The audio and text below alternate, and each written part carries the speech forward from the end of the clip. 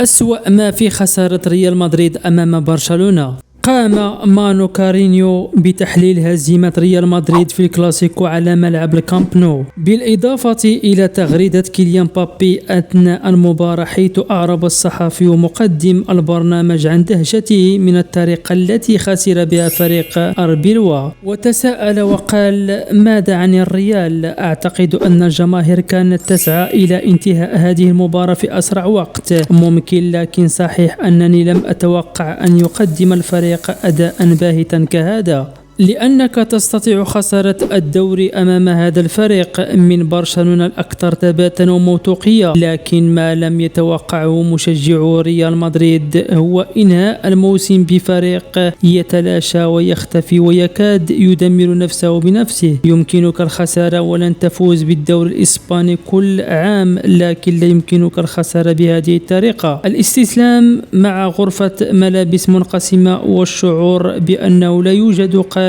ولا مدرب جدير بالثقة.